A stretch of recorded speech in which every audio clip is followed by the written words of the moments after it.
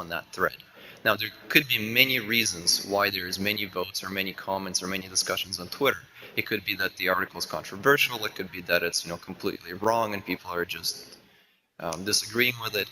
We don't make any judgments about the actual content on that page. We don't try and figure out if it's a good article or a bad one, technically speaking, or anything like that. We're just saying, look, this specific page is getting a lot of conversation on the web today. And it's up to you to figure out what that means in your own context. So all these conversations are happening across the web. What PostRank does is we effectively, in some cases, crawl. In some cases, we get a fire hose of events. Basically, we have a variety of mechanisms to gather all of this activity data from all the popular social hubs. And that includes on-site and off-site comments as well. So, for example, our crawlers will actually go out to fetch the page, detect where the comments are on that page, tally that up, and repeat that process every so often to make sure that we gather on-site and off-site metrics as well.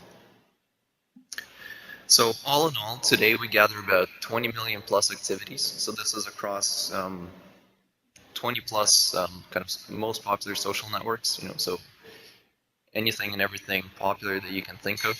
We do have some access, obviously not everything from Facebook, Twitter, Reddit, Dig, Hacker News, you name it, we got it kind of thing.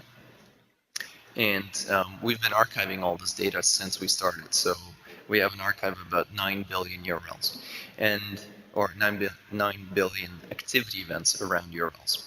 And the observation here is we're not storing this data for a specific set of URLs, right? We're storing it across all. So for example, in the case of Twitter, we'll ingest all tweets that have URLs in them and just record that for some point later. So such that we could surface it within other applications.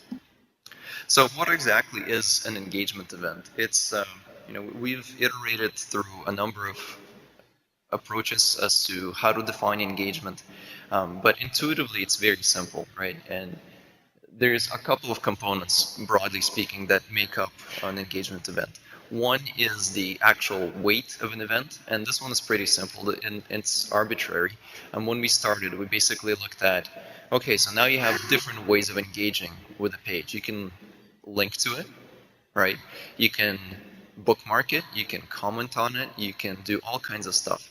And each of those actions requires a different amount of effort, user effort, just in terms of performing that action. So, for example, let's define an arbitrary scale, right? Let's define a scale of 1 to 10 and say that a page view is worth 1 point, just because we don't know anything about the fact that you viewed the page, but did you like it, did you not like it, how much time you spent, without having kind of on-site analytics, we don't know. Now let's say that you writing an article that links back to that article is worth 10 points, because that's kind of the gold standard of the web, the link. Then somewhere in between in terms of amount of effort is something like engaging in a conversation on the site itself, right? Leaving a comment. So let's call that, let's say, 5 points, right? So basically we defined this pyramid of engagement, as we called it, and adjusted it over time based on the rankings and how our users perceive the rankings and all the rest. So the weight is pretty simple. Yeah, there's a question.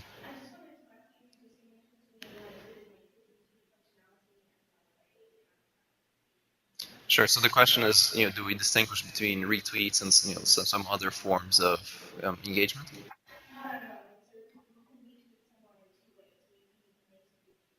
Right. Sure. Right. So there is no difference to us in terms of if you just pressed the retweet button or you've actually adjusted your tweet and provided your own comment today. So today, right now for Twitter, we're basically looking at what's the number of mentions primarily. Although that's a good question, because I'll get to that in a second. We are starting to adjust that as well to take into account some context information. So first there's the weight, right? So that's a pretty simple attribute. And then the next one is the rank. So rank is something that we started adding fairly recently. It's something that we've been working on for the past year, but we started rolling this out 3 or so months ago, and we're doing this incrementally across different networks. So the idea there is previously you would give us a URL or a set of URLs, and it would tell you, oh yeah, this one had 50 bookmarks on Delicious, and 60 people retweeted it, and all this kind of activity. Today, what we're doing is, because we're getting all of this activity stream data from all of these social hubs, right? So think of it as kind of the fire hose of all the fire hoses, which is what we're aggregating and we're ingesting. We also have profile metadata about each actor. And we have a historical archive of what kind of stuff you shared and all the rest. So what we're starting to do, or what we've done actually, is we've aggregated all of those profiles. So today we have north of 60 million profiles across all these different social networks, and we're linking them together, right? So we're actually able to say, oh, you're this Twitter user, but you're also this Reddit user, based on social graph data and also our own matching as well. So we're able to link all those profiles, and then based on your attributes, say, well, are you a power user on this network, for example? Or for each network, we define our own set of attributes, so it's a mixed model. We rank you against all the other users on that network, and then we have basically a score, a 1 to 100 score, which indicates, what is the weight of your activity. So an example of this would be, let's say Tim O'Reilly shares an article about some tech, shares a tweet that points to my blog. That's fantastic, because Tim O'Reilly has a lot of followers. Those followers trust him, and that's going to drive a lot of traffic. Versus, my friend Bob just joining Twitter, who has 2 followers and tweeting that. Previously, we would have counted that as the same amount of engagement. Now we're actually adjusting that to say, well, Bob's voice is 0.2 of a point of an engagement point, but for Tim, well, that's maybe worth 20 points, right? So we're incrementally rolling this out across all of our networks, and that's a big deal for us. And there's a couple of different models that we've iterated even there. Building on that example of Tim O'Reilly, does it make sense to say, if Tim O'Reilly votes on a story on Reddit, but Tim O'Reilly is not a power user on Reddit, does it make sense to give him more weight, right? So we're able to link all these profiles and say, yes, this is Tim O'Reilly, but is it the case that we should attribute his voice more weight? It's something that we're still experimenting with, just in terms of our own algorithm and all the rest, but that's the approach that we're taking. And as I said, we're doing all of this by crawling the social graph. We certainly make use of APIs provided by Google and others. We also have our own crawlers that augment that data.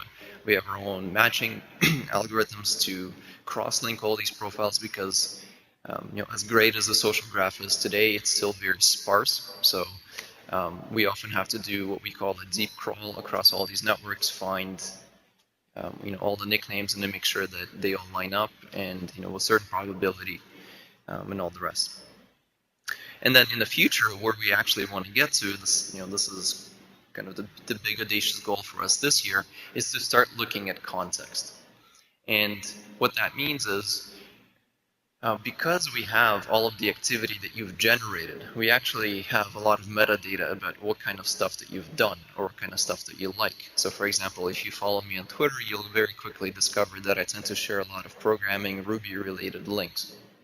So next time I share a link that points to a Ruby resource, that's a good bet that that's a good contextual, relevant, and all the rest tweet going out to my network. But if I turn around and share a link to a fashion blog, you can probably discount my my influence, if you will, on that topic by a certain margin. So what we want to do is actually augment all of our user models with some notion of, what do you like to talk about? What is your topic of expertise, if you will? So we'll see how that works out. Obviously, the big challenge there for us is just scaling that, in terms of now we need to build a model per user, whereas currently we have a statistical model, kind of a distribution across what makes up a power user on any given network. So at a high level, PostRank aggregates all of the activity from a whole bunch of networks. So, on the left here, you guys can see some of them. There's 20 plus data sources, 20 million plus events.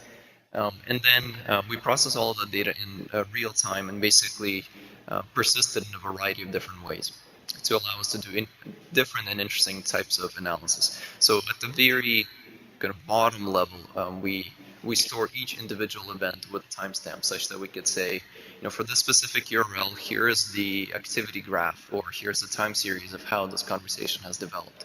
And this leads to some very interesting analytics that you guys will see in a second. Then there's just the overall aggregate real-time counters in terms of at any given point, you can give us a URL and we can tell you that, as of 10 seconds ago, 30 seconds ago, this is the amount of activity that's been around this URL. We do other roll-ups like domain and feed activity, so we can do reporting on the domain level. So if you guys are familiar with services like Compete or Alexa or some of the others, this would be an equivalent, but from a social perspective. So comparable stuff. And then there's the actual real-time activity stream, which is who's doing the action, what action are they performing, what URL are they talking about.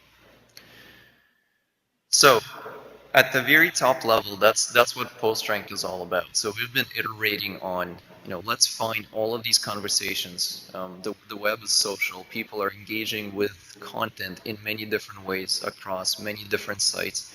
Let's aggregate all of that and make it available for analytics, search, anything like that.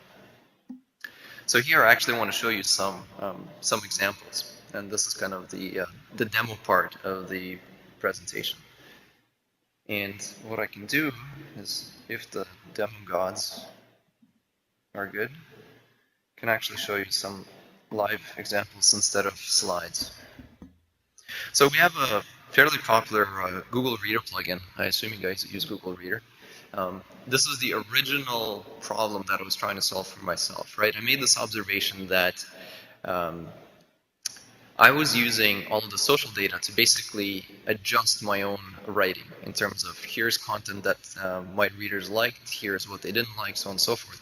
So I had this epiphany where I said, well, if I could aggregate all of this data for all the other sites, then I could use that as a filter. So the first iteration of PostRank was actually for RSS filtering, where you could say, I only want articles that have a lot of conversation around them. And this is effectively what the Chrome plugin does. It pulls in, so you just install the extension, it pulls in the data live, and as you can see, it has PostRank scores on the side. And the PostRank score is a score of 1 to 10. It's a normalized human readable score. The actual engagement score, which is what we were talking about previously, is kind of this abstract number, from 0 to whatever. But here we're just trying to normalize it. And what you can do is you can actually filter the content here. So I can say, well, only show me the stories, or I guess fade out the stories that are below a certain threshold, below 5.4 or 7.6. And let me go 5.4. You can scroll down and you can see that as you go down, it'll just pull in the post ranks and show you the stories that are getting a lot of conversations on the web. So personally, I find it a very effective way to kind of filter through the noise and find stories that have actually been picked up. So that's that's the discovery use case. We've also built some fun prototypes for stuff like search. So for example, you submit this query, and if everything goes well, come on. Okay, enabled instant search. No.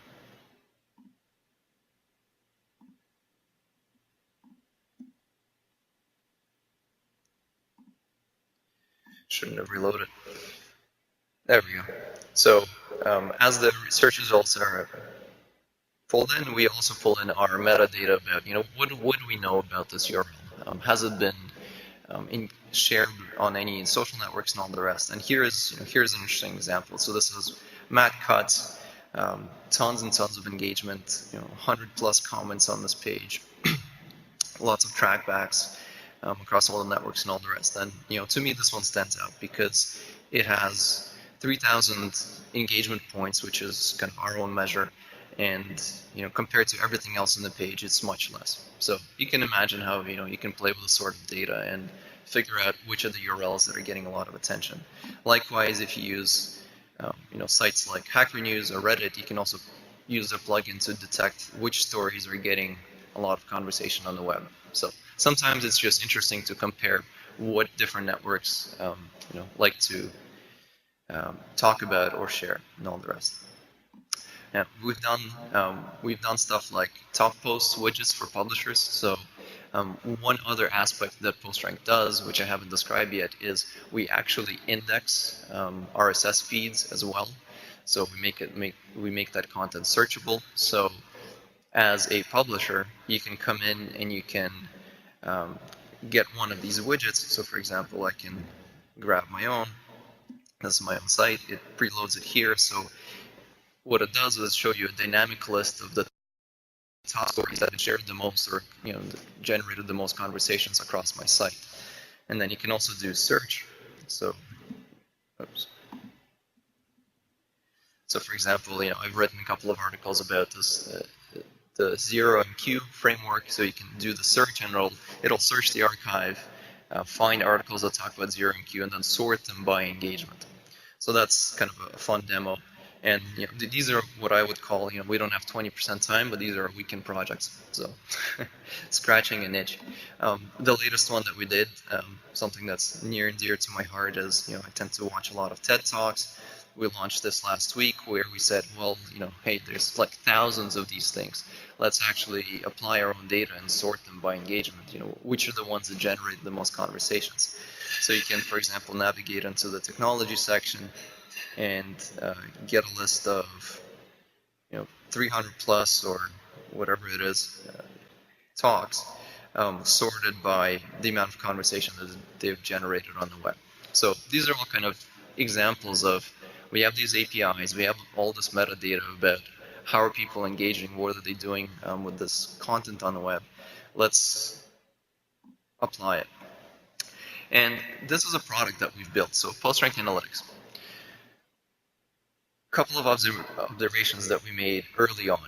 We aggregated all this data, we ran some analytics, and realized that, broadly speaking, there's two very interesting trends. The first one is that 80%, kind of your rule of thumb, 80% of all the conversations about publishers' content happens off their site. So what that means is, if you have a blog or a news site and you post an article and you have comments enabled, right? And it wasn't that long ago that it wasn't as far back as 2 years ago when we were talking to mainstream publishers, and they were telling us there's no way we're going to enable comments on our site. Can you imagine if users were able to leave comments on our stories? That's never. Of course, a year later they all turned it on. But even though they, whether they turn it on or not, most of the conversations, 80% of the conversations are happening elsewhere. So that's Facebook, that's Twitter, that's all these other different social hubs. And of course, from a publisher's viewpoint, your what we call traditional web analytics, whether that's log analysis or some JavaScript tracker that you've installed, can't tell you that. They can't tell you where the conversation is or what the conversation is about. Certainly it can tell you that, hey, you've got 300 refers from Facebook or 300 refers from Twitter, but you won't know who was the individual, what they said, did they like it, so on and so forth. So that was the first insight. And of course, we have all this data. And the second insight was that when we looked at the actual distribution of when does the engagement happen, because we have all the time series data, we realized that another rule of thumb, the half-life of an internet story or a news story on the internet today is about an hour, right? So in terms of conversation, page views, and all the rest, first hour is where 50% of all of this happens. And part of that, or in part, that's driven by how these social networks are architected. So for example, Dig and Reddit are great examples. They actually penalize you if the story is old, right? So they actually, in their own ranking algorithm, they'll pull your story down if the older it gets. So it's very hard to get to the front page if your story is a day old. And in cases like Twitter and Facebook, well, if your friends don't read your tweet or wall post in the first hour, chances are it's going to be on the 5th page. They're not looking at that, right? So you really have to know how to execute. So, what's the best time to post a story? Are there specific individuals to whom I can, share this content first, who will then republish it to other networks and all the rest? So, given those two things, we realized that, hey, there's an opportunity here. Let's build an analytics product for publishers where we can surface that data, right? We don't have to reinvent the wheel and redo all the page view tracking and all the rest. In fact, we did a poll of a lot of our users and realized that virtually all of them had Google Analytics installed, right? Google Analytics has the right price. It's called free. It's great. It's got a lot of data and gives you a lot of ways to facet and all the rest. So when we started building this product, we said, okay, let's take the base, the core metrics, so stuff like page views, uniques, and all the rest from Google Analytics. We'll import that, but then let's layer over our social data on top, right, and give you a different view. So I'll give you a quick tour of PostRank Analytics. So I have my site set up in here. So I'll just navigate into that, and actually I'll open this guy as well. So what we're doing here is my site is integrated with Google Analytics. So for example, all the page view and uniques and all the rest, that data is coming directly from the Google Analytics API. But what you can see here is two graphs. On the bottom, there's page views. So this is time series from Google Analytics. And at the top is our own PostRank's engagement data. And you can see that there's peaks and valleys in here, and the peaks line up. So at certain points, something has happened on my site which generated more page views and more engagement. So because PostRank tracks your or my RSS feed in this case, we're actually able to annotate these events and say, hey, this is when you published that new article on your site, right? So in this specific case, it was new Ruby 1.9 features, or in this case, it was the handler socket plugin post that you did. So we can annotate that and we can correlate those events. And of course, you would expect that when you post a new story, you get a spike in traffic because you have all your RSS subscribers coming to see it. But likewise, it's generating all of this activity on the web. The one anomaly that you can see here is this guy. There's no post around it. So that's interesting, right? What happened there? And actually, we'll see what happens. Before we go there, I want to show you this. The activity stream is what I was describing before. So I'm sure you guys are familiar with friend feed, or at least the concept where they would aggregate all of your activity kind of in one stream. What we're doing here is effectively providing friend feed for your content. So we're aggregating all of the conversations, all of the activity events with your content and showing you in one place. So for example, on March 4th, somebody bookmarked my one of my articles on, this is Twitter. Shared a link on Twitter to one of my articles. Then somebody bookmarked my article on Delicious, and they used the tag Ruby and all the rest. So you can go down and see kind of all the conversations around what are people doing, how are they engaging with this stuff. As a publisher, that's invaluable because I can actually see what keywords are people using when they're bookmarking my stuff, right? Very, very interesting feedback. So let's actually drill into one of these. I'm going to go to Analyze here. In Analyze, you can see a chronological view of all the stories that you've posted on your site, and the key performance metrics. So events shows you the number of distinct activities. So this is a bookmark or a comment or all the rest, and then these events translate into some number of engagement points. And then of course you can see all the actual distinct events. Let's drill into the specific guy. So now we're looking at a specific article, and you can see the full trend for that specific article in terms of page views and the actual engagement that happened with the article, as well as you can actually focus on one of these days and see what happened, right? So on the first day, there was a lot of Twitter activity, 73 retweets. But then something happened, almost a week after the fact, so this R here. And if you zoom in and you look at this, you'll actually see that there's one metric that stands out, and that's HN score. So that's Hacker News score. So what actually happened there was my article got shared by somebody on the Hacker News site. It got to the front page, got 54 votes, there were 17 comments, and that drove that page view spike a week or so later. So that already tells me a lot about what happened. And this is a great example of a social network doing this kind of stuff, or driving traffic to my site. We have integration with Google's goal values, so you can see all of the, these are the values and values I've defined for my site. And there's some feed burner integration. So all in all, we're trying to provide kind of a holistic view for the publisher. These are the pages that happened off-site. This is the number of pages that have been generated to your RSS feed. These are the number of pages that have been generated on your site. These are conversations that are happening elsewhere, right? Trying to bring it all into one view.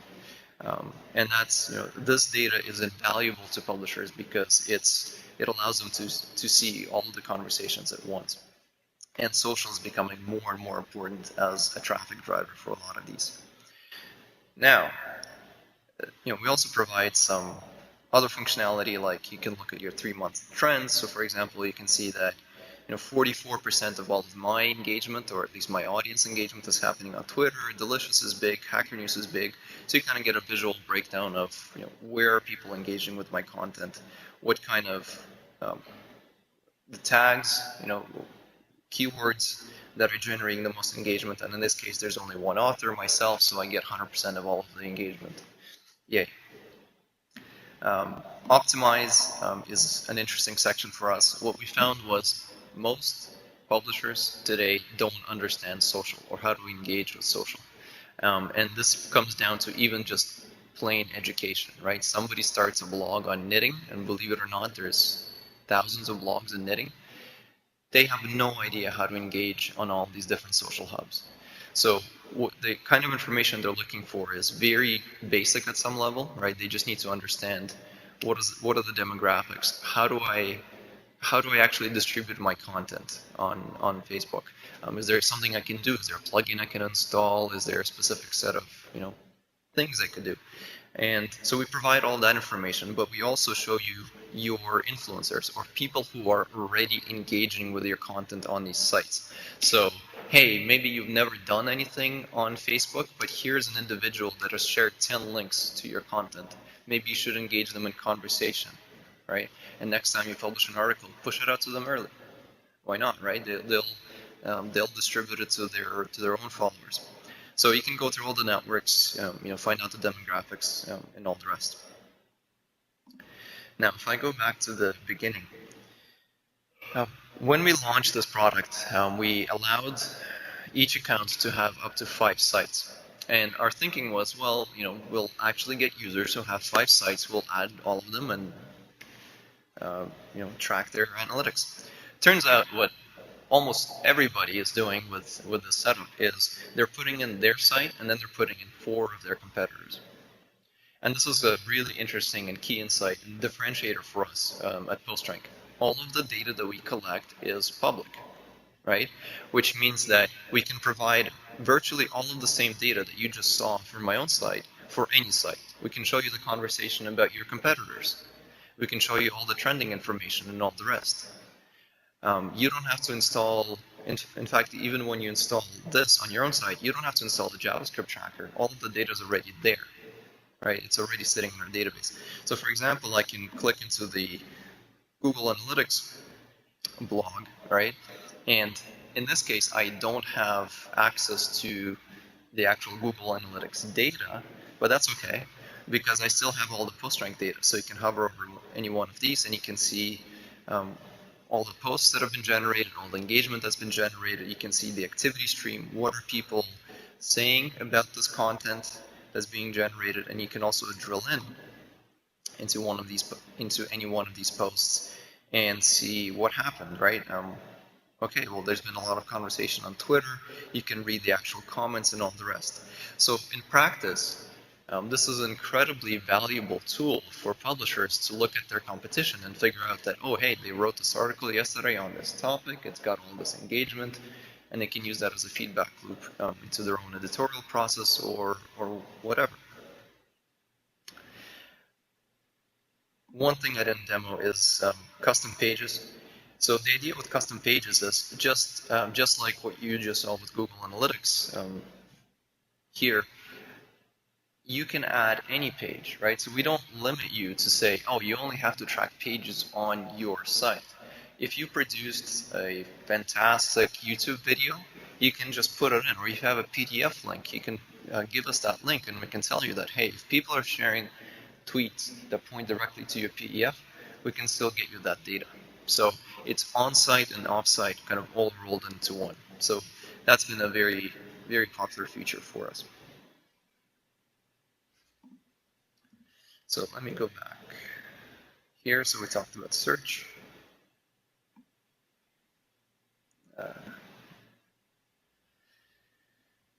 So benchmarking I talked about, and competitive intelligence, that's obviously a big deal for us. And in fact, a lot of our applications and a lot of our clients today are using our data to power competitive intelligence type stuff. So as I mentioned before, we do domain and feed level aggregation, so you can type in any 3 domains. This is just a quick demo that we put up on our site in our labs, and get a visual breakdown of which subdomains are getting a lot of engagement. So for example, you'll see that 75% of all the engagement for Toyota is coming from press room, right? So clearly they're doing something right there.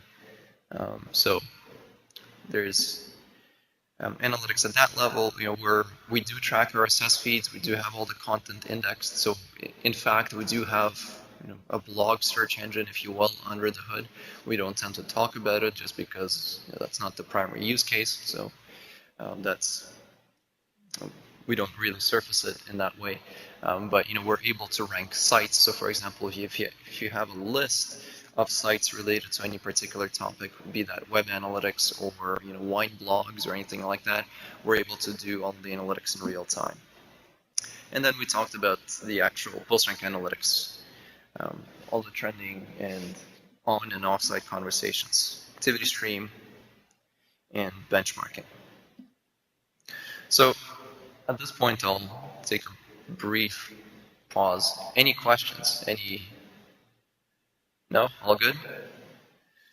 All right, so the second half of this is the technical part, and here I'm really looking for what kind of things you guys are interested in, right? So I'll talk about kind of in more broad terms as to what we built and how we built it, but we've solved a lot of interesting technical challenges at PostRank, so I'm happy to dive into any specific one if it comes up. As of February 2011, we're indexing about 20 million new events a day, and about 5 million new posts or kind of RSS content pages a day. That, roughly speaking, that's about 50 gigs of data that we add to our index every day. And in terms of the actual APIs and all the rest, we power all of our own applications based on our own APIs, which are the same APIs that we expose to our partners. We tend to do most of our stuff through HTTP, so that today that translates roughly to about 500 requests a second across our APIs. Our architecture, broadly speaking, has 2 big components. There's the content indexing, and then there's the metrics or the activity stuff. So for content, we aggregate and we crawl the web in a sense. We consume it through ping servers. We have to pull. We certainly make use of stuff like PubSub Hubbub. We have RSS crawlers, which are a mix of, we have the performance critical sections in C. A lot of our actual code is Ruby, mixed with C extensions where we need the speed. We take all the XML, we transform it to JSON. We do normalization because, of course, there's at least 30 different flavors of RSS. So normalize it to kind of a sane standard that we can use internally. Transform to everything to UTF-8 just so we can, search it sensibly. We do language detection because most blogs either misreport it or don't report it correctly, and a bunch of other stuff. we do basic sentiment analysis, nothing extraordinary there, just kind of for fun, just to see what we can get out of it. Some basic entity extraction and all the rest. We index all of that data in Lucene and Solar. So that's that's a sharded setup that's hidden behind our APIs, and that's ingesting all that data. We provide real-time filtering, so we actually have clients who, for example, set up keywords with us and say, hey, anytime you pick up new content about, well, let's say BlackBerry on the web, and that has a certain amount of engagement higher than X, right? Send it our way, and so we're able to do that kind of stuff, or we can just stream you the full pipe of content that PostRank ingests, so via HTTP or other protocols. Then there's the metrics. So kind of a similar thing. There's many different ways we aggregate this data. There's, in certain cases, we have to poll. So comments is probably the best example, on-site comments. There's no standard, unfortunately, for how many comments are there on this article.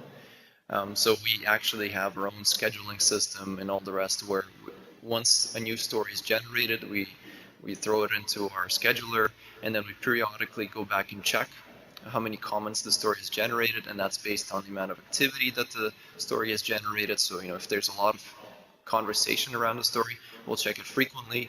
If the conversation dies down, we kind of throttle back, and at a certain point we just stop. But that requires crawling. That means we have to download the page, basically figure out where on that page is the actual comment section, because that in itself is a fun problem that we've had to solve, and then emit that as a metric. In certain cases, we can use stream APIs. So something like Twitter would be a good example. So they push the data to us. That's obviously our preferred way to get at this data. And in some cases, we have to actually hit some other API. We do all of the activity stream normalization. So likewise, each of these networks specifies their own format, provide different amounts of metadata and all the rest. So we normalize that all to an activity stream format, with what's the actor, what's the verb, what's the action, and then stream that through our system. We do social graph resolution, which is something that I talked about earlier. That's we're incrementally rolling that out with the ranking, because that's obviously a big step for us, and it requires a lot of resources. And then once we've taken an event, something like a tweet has happened about this URL. It goes through a set of stages where we normalize it, we augment it with all the PostRank data, and at the end, it basically goes to a fan out where we have a lot of our internal subscribers which are listening to the stream and are just incrementing all the right counters in all the right places in all the different databases to say, okay, I need to aggregate it based on this parameter. So the interesting part is, we've realized at the very beginning that we're dealing with the real-time data. So right from the get-go, we architected the system to avoid any sort of batch processing. So everything is done in queues, and we try to keep the latency to a minimum. So as an example, Twitter today, the public numbers that they've shared with us is from the moment it takes you to type something in let's say your web client, to the time that it takes for them to show it in their HTTP search is about 10 to 20 seconds, right? So that's the latency on the Twitter side.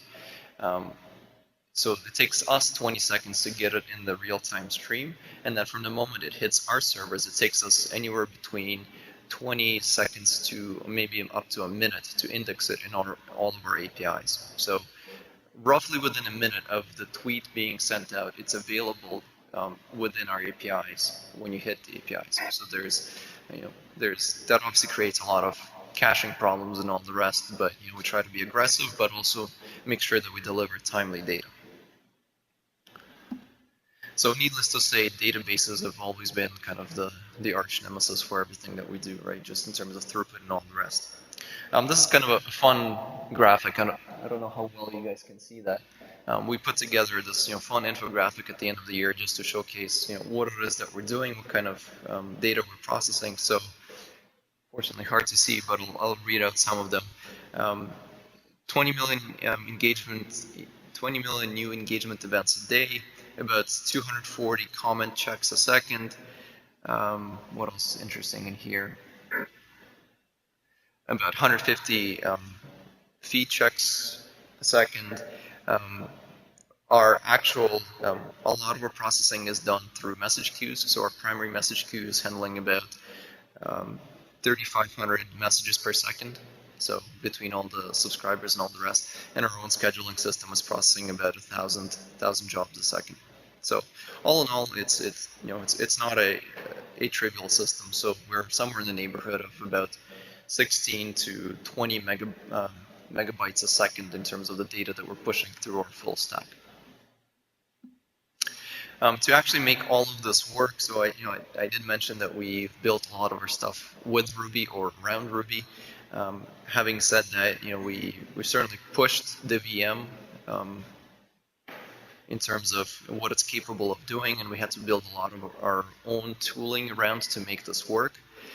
So, for example, all of our APIs are built on our own web stack. We call it Goliath. It's using Ruby 1.9 continuations, completely asynchronous. And the reason we wanted this is very good memory management, keep alive pipelining, middleware support, all this kind of stuff that some of the other frameworks just did not give us in Ruby. So that's actually, it's been a very good performer for us and all the rest. Comparables would be something like Node.js or even Netty.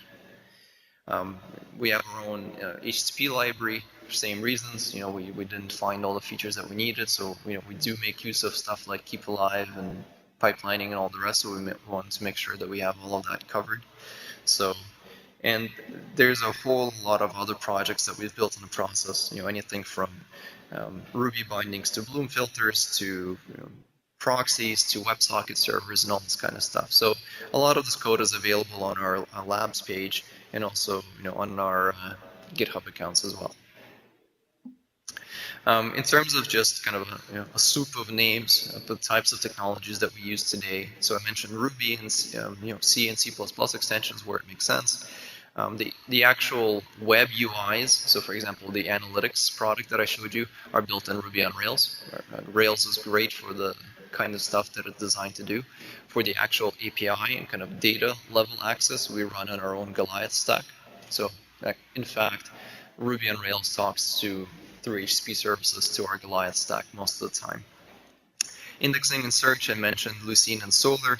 Databases, we use a lot of MySQL. That's what we started with. The activity stream stuff we're indexing in Cassandra. If you guys are not familiar with Cassandra, it's kind of a clone between Bigtable and Dynamo, or not a clone, a mix between Bigtable and Dynamo. And then of course there's supporting cast of many other databases, Memcached, Redis, Mongo, and all the rest. For queues and messaging, I mentioned that we use a lot of that. RabbitMQ, which is the AMQP protocol, Advanced Message Queuing Protocol, has been a very solid performer for us. And Beanstalk, which is something that we've built on Extended as well, which is a job scheduling system. Proxies and all the other stuff that you would expect to find in kind of a web startup. So Nagios, Ganglia for monitoring and all the rest, Hudson for continuous builds and all that kind of fun stuff. In terms of high-level architecture, I mentioned that most of our stuff is hidden behind HTTP interfaces, and the primary reason for that is we have to continuously scale out our database tier and all the rest. So we want to abstract that from our front-end code, which should not depend on any of that. So in fact, many of our other services kind of talk HTTP back and forth, which is why we've actually invested into building, a reasonable web stack, including an HTTP client and all the rest. So, content APIs, PostRank APIs, metrics APIs, and all the rest. Metrics APIs are obviously kind of the core infrastructure that a lot of other APIs build on. So, for example, when you open up Google Reader with our plugin, it actually queries the PostRank API, which in turn goes, makes an HTTP call to the metrics API, fetches all the underlying data, and then performs the contextual ranking to give you that 1 to 10 score, and then that's returned back to the user. Activity Stream API I mentioned, that's running in front of Cassandra. The processing stuff, which is the stuff you don't actually see as a client, but this is what we have to do to keep our stuff running, is, I mentioned we have RSS crawlers, metrics aggregators, so some of them are polling, some of them are pulling data, and all the rest. We have dedicated resolver instances. Obviously, a lot of links coming through Twitter and all the rest are bit.ly URLs and all that kind of stuff. We resolve that up to 10 levels deep, make sure that we have the canonical URL. Although the notion of a canonical URL is obviously a challenging thing as well. So we try our best in that respect. Lucene content things and content indexing is based on sharding. So we've iterated through a couple of different architectures there. The first one was to just fan out across many different instances. We found that became a problem after a while. So now we actually do a mix where we have the time-based indexes. So basically, fresh content gets indexed at the head. That stuff is kept very small. The indexes are kept very small, so we can search them very fast, because most of the time our users are interested in the most recent content. And then the further back you go back, the longer it will take, but that's okay, because those are usually happen infrequently, and when they do, they're usually cached anyway, so the user doesn't even notice. So that's all good. And then the metrics and content processing, MySQL, that's what a lot of that kind of infrastructure is today. And I should say that today all of this is roughly 50 machines, 50 distinct machines that power the service. We're definitely hitting some bottlenecks with MySQL today, just in terms of previously we were able to just shard it out in terms of going wider and getting higher throughput, but we're actually finding that because the rate of the metrics that we're gathering is also roughly doubling each year. So today we gather about 20 million. I expect that by the end of the year it'll be at around 40 million. MySQL is actually struggling to keep up with kind of the insert rates and all the rest that we actually need out of it. So we're investigating other approaches. And then the last one the last thing that I put in here, just for fun, this is kind of our main ops dashboard. We have a big TV monitor shared with our team, just in terms of, this is our own view on our own system in terms of what's happening. So the two big green numbers, the one in top right would be the number of engagement events that we saw in the last minute, so 18,000 events. What's the number of actual API requests, the PostRank API requests that we served in the last minute, so about 15,000. And then all the different queues and processing pipelines and all the rest. What's working, what's not, what's happening. So it allows us to get kind of a real-time view on what's happening in the system. It's our place to go for diagnostics. And this is powered through Ganglia and Agios and a couple of other subsystems. So that's all I had, and actually it's 2 o'clock on the mark. But if you guys have any questions, I'm happy to dive in, technical or product or anything.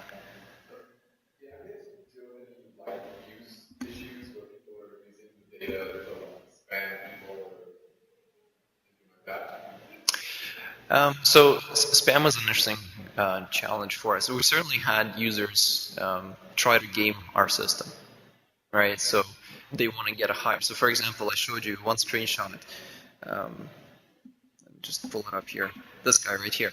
So we have a site on PostRank, a page on postrank.com where you can type in any topic, for example, wine, and see what are the top wine-related sites, right? And some communities are actually very much invested in those pages. Like we see tweets every day. It's like, oh hey, I moved from number 4 to number 3 today because I had a great post. And we do have individuals that try to spam that. So they literally have thousands of Twitter accounts, which are just farming out links. And we try to work with companies like Twitter and all the rest to let them know that this is happening, because of course it's in the interest of sites like Dig and Reddit and all the rest to stop that. Right. So in part we rely on those sites to do their job because it's in their best interest. But we certainly see a lot of spam anyway. And in those cases, we do monitor kind of for abnormalities. and try and stop that. So I don't know if that answers your question exactly, but the one interesting thing that we did find is the engagement data is actually a very good spam filter. So as humans, we're very good at detecting spam, right? Like, sure, you can land on a page that republishes some RSS content, right? And as a human, you can look at that and see that, oh, this is actually from another website. Usually, people don't share links or bookmark those sites, right? So given the 4 versions of the same content, you can find the canonical version of that content page just by looking at our data, right? So we, for example, I mentioned that we provide data to some people, to some customers. We can adjust our engagement filter to say, oh, hey, give me content just from sites that generate about a certain amount of engagement. And that very effectively cuts off a lot of spam. I mean, every once in a while, you still get, the gaming scenario, but in general, it's incredibly effective. So that's yet another fun application that we've explored.